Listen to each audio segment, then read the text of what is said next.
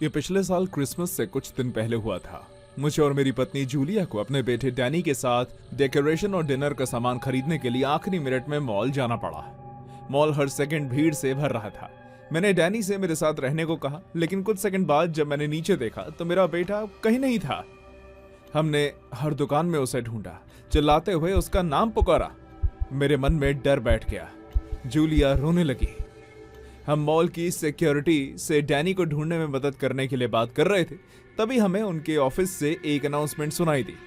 ध्यान दें खरीदारों, हमारे एक सिक्योरिटी गार्ड की लाश मेंस टॉयलेट में मिली है।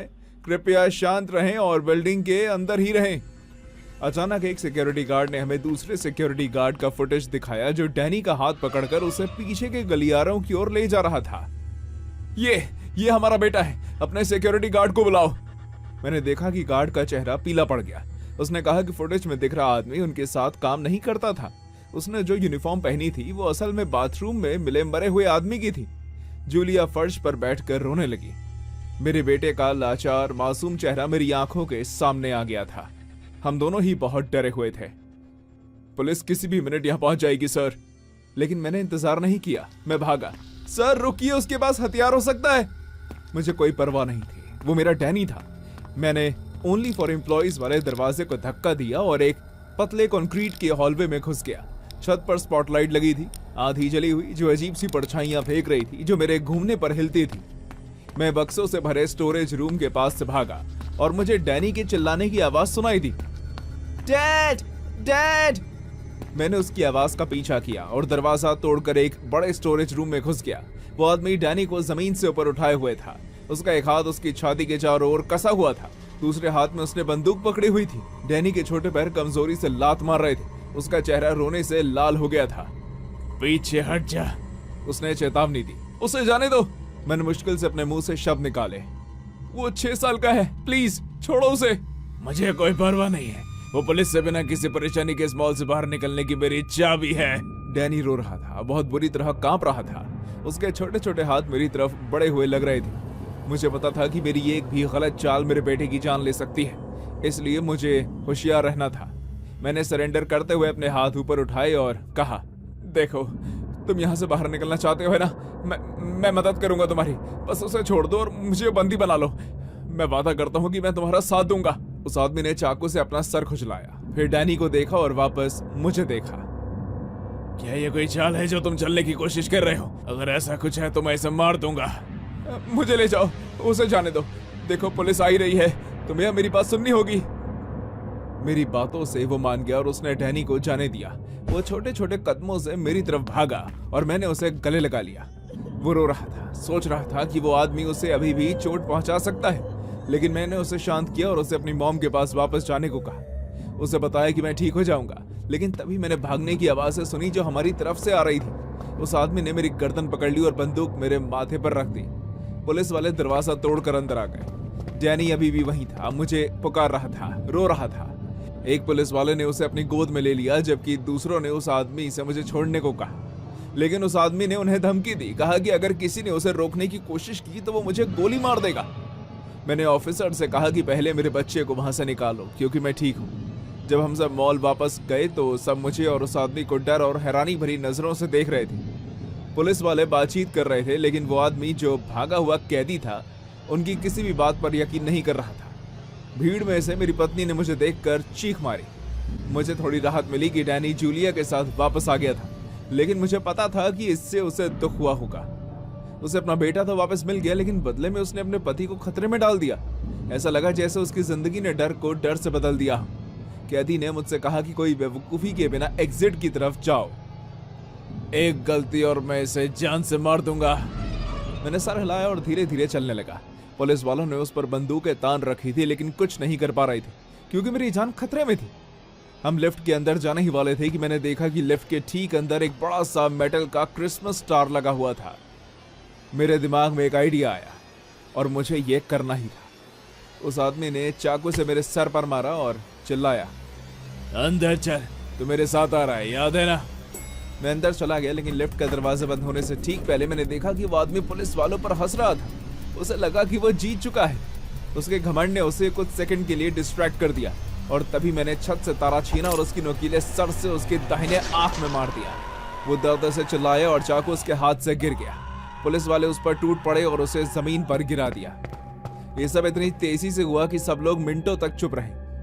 आखिरकार मैं अपने परिवार से मिल लिया। डैनी दौड़ता हुआ मेरे पास आया। मुझे गले लगाते हुए वो बेचारा बच्चा माफी मांगता रहा। वो बहुत ही ज्यादा घबराया हुआ था। सॉरी डैडी, मुझे आपको छोड़कर नहीं जाना चाहिए था। ऐसा मत कहो, तुम सेफ हो, बस यही मायने रखता है, समझे ना तुम? क्या आप डरे हुए थे? बहुत ज्यादा, लेकिन तुम्हें देखकर मैं तुम्हारे लिए अपनी पूरी जिंदगी दे सकता हूँ बेटा। क्या आप हमेशा मेरी रक्षा करोगे? हमेशा, मैं वादा करता हूँ। उस दिन मैं डैनी से झूठ बोल सकता था, उसे बता सकता था कि मैं आसानी से नहीं डरता या मैं कितना बड़ा हीरो हूं, लेकिन अगर आप मुझसे पूछें तो मुझे लगता है कि अपने बच्चे को सच बताना बेहतर है। उन्हें यह बताना बेहतर है कि मॉम डैड भी इंसान होते हैं और वो भी गलतियां कर सकते हैं। यह आपके बच्चों को आपके फैसलों का सम्मान करना सिखाता है।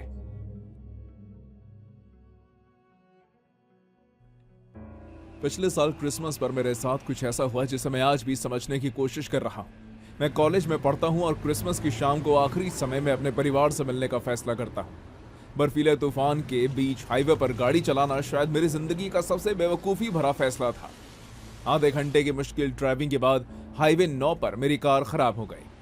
बर्फीला तूफान और तेज हो चुका था और कुछ ही मिनटों में मैं बिना सिग्नल के घर से मीलों दूर फंस गया और तापमान तेजी से गिर रहा था। मैं शायद 20 मिनट तक वहां बैठा रहा, विंडशील्ड पर बर्फ जमा होते देख रहा था। ठंड बढ़ती जा रही थी और मैं नेटवर्क का एक बार भी पकड़ने की कोशिश कर रहा था। तभी मैंने तूफान के बीच से हेडलाइट्स को आते हुए देखा। एक पिकअप ट्रक मेरे पीछे आकर रुका। वो पुराना और टूटा फूटा था। उस पर टिमटिमाती क्रिसमस लाइट्स लगी थी, जैसे किसी ने डॉलर स्टोर में जाकर हर फालतू सामान खरीद लिया। ग्रिल पर एक माला भी तार से बंधी थी, वैसी जैसे लोग सामने के दरवाजे पर लटकाते हैं। बर्फ के बीच से मैं ड्राइवर को मुश्किल से देख पा रहा था।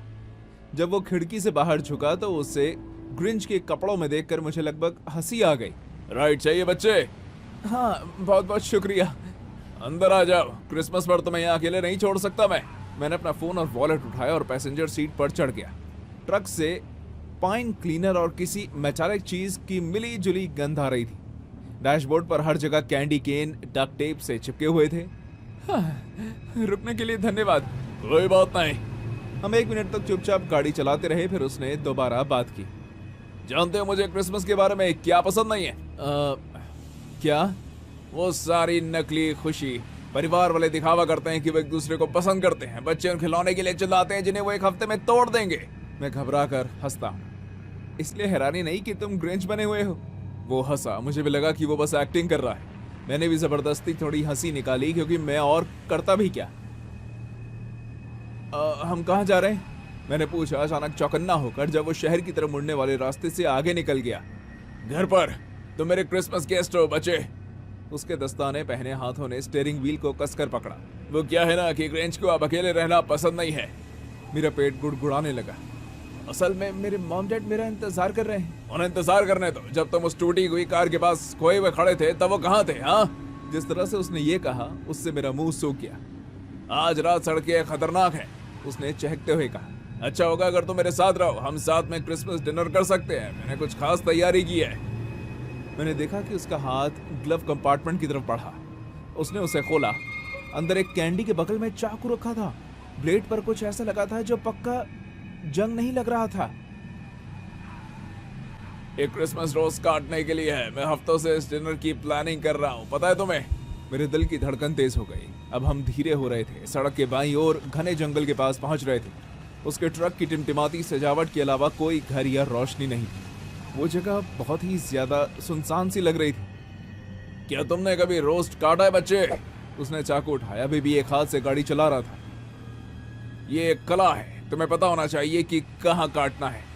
मैंने सोचा नहीं। मैंने दरवाजे का लॉक खींचा और खुद को दरवाजे से धक्का दिया। दरवाजा खुल गया और मैं बर्फ से ढकी सड़क पर लुढ़क गया।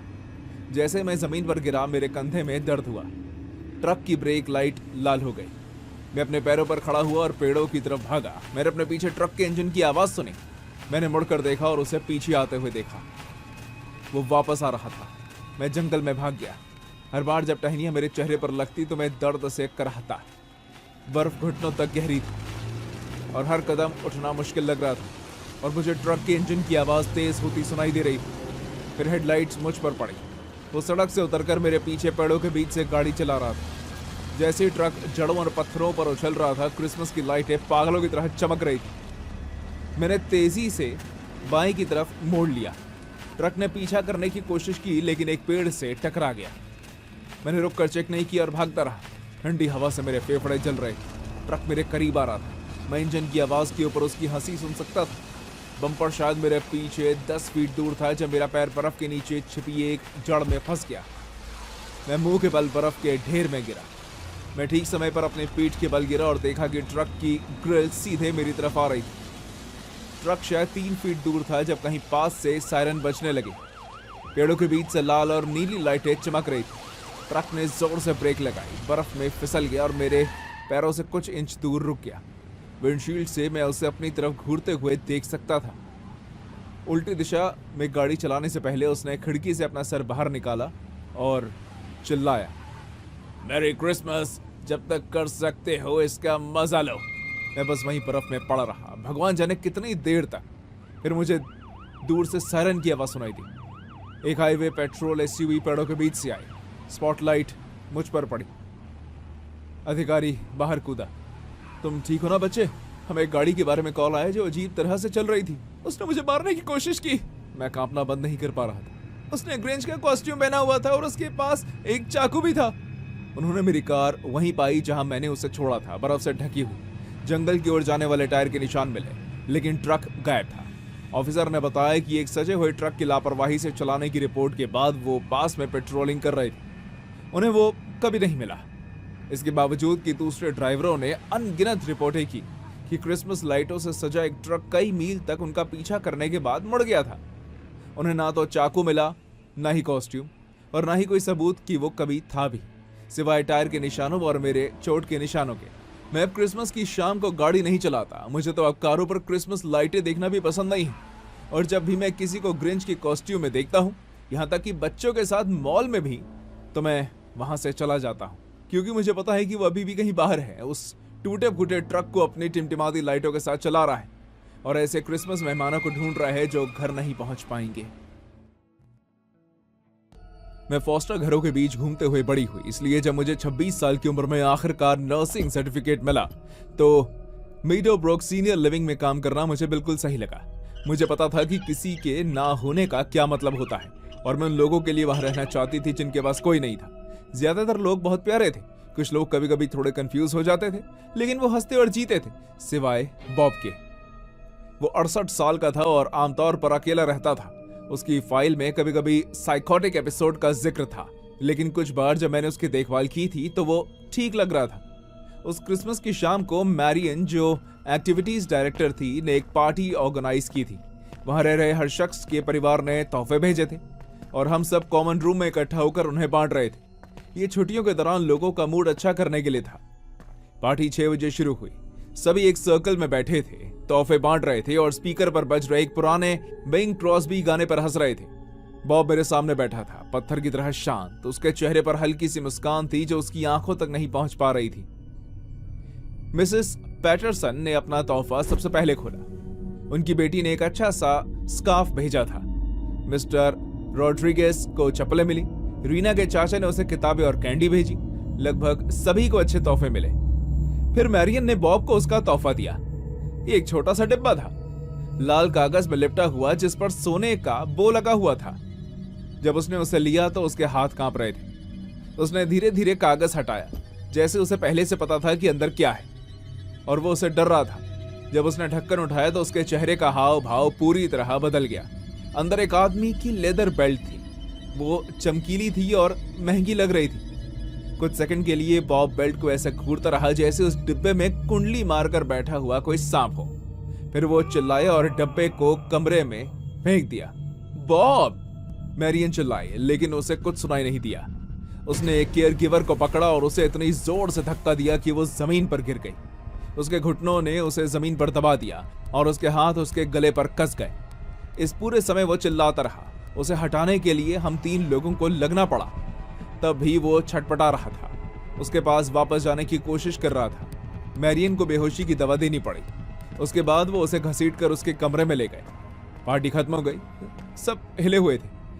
जेनी के गले पर चोट के निशान थे, लेकिन उसने कहा कि वो ठीक है। उस रात मुझे नींद नहीं आई। जब भी मैं बॉब का चेहरा देखती तो मुझे वो पल याद आता जब उसने वो डिब्बा खोला था। गुस्से से पहले उसकी आंखों में जो डर था वो साफ दिख रहा था। सुबह करीब 2 बजे मैं वेस्ट विंग से दिल दहला देने वाली सिसकियों की आवाज सुनकर उठी। मैंने बॉब को सप्लाई कोठरी के पास एक अंधेरे कोने में फर्श पर सिकुड़ा हुआ पाया। उसकी आंखों से आंसू बह रहे थे और वो बार बार अपनी पत्नी का नाम फुसफुसा रहा था। मार्गरेट, मुझे माफ कर दो मार्गरेट। बॉब, मैं सावधानी से घुटनों के बल बैठ गई। उसे थोड़ी दूरी बनाए रखी।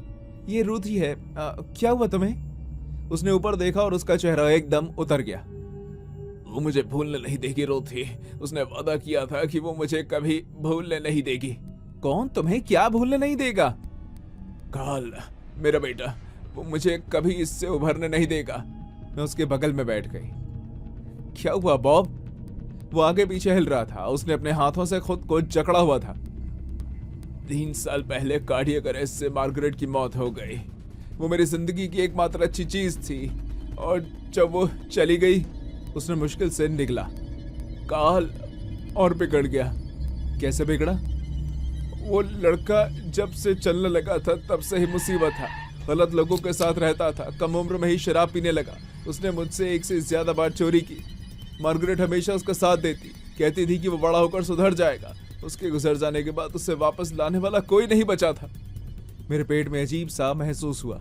उसने शराब और जुए में मेरी सारी जमा पूंजी उड़ा दी। जब मैंने उसे रोकने की कोशिश की तो बॉब की आवाज धीमी हो गई, लगभग फुसफुसाहट जैसी। वो बुरा बन गया। उसने मुझ पर बेल्ट का इस्तेमाल करना शुरू कर दिया। मुझे उल्टी जैसा महसूस हुआ। वो नशे में आता, मुझे बिस्तर से घसीट कर निकालता और बेल्ट से पीटता। कहता कि मैं एक बुरा बाप हूँ, इसलिए मैं इसके लायक हूँ, कि मैंने उसे काफी पैसे नहीं दिए। उसकी माँ के ना होने पर भी मैं जिंदा हूँ। अब बॉब के चेहरे से आंसू बह रहे थे। मैंने एक बार पुलिस को फोन करने की कोशिश की। वो हंसा, कहा कि कौन मेरा यकीन करेगा कि मैं बस एक पागल बूढ़ा आदमी हूँ जिसे भूलने की बीमारी है। बॉब, हमें किसी को बताना होगा। अगर कार्ल तुम्हें चोट पहुंचा रहा है तो। वो एक वकील है रूथी।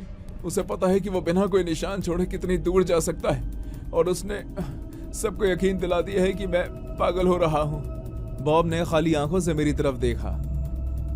हर क्रिसमस पर वो मुझे वो बेल्ट भेजता है। वो बस याद दिलाने के लिए कि मार्गरेट चली गई है और अब मैं उसकी दया पर हूँ। ये दुर्व्यवहार है, कानून है। कोई मेरा यकीन नहीं करेगा। उसने इसका पक्का इंतजाम करा है। मेरे डॉक्टर से एपिसोड डॉक्यूमेंट करवा लिया। यहाँ के स्टाफ को सोचने पर मजबूर कर दिया कि मैं मानसिक रूप से ठीक नहीं हूँ। वो सालों से अपना केस बना रहा है। मैंने बॉब के रोने बंद होने का इंतजार किया।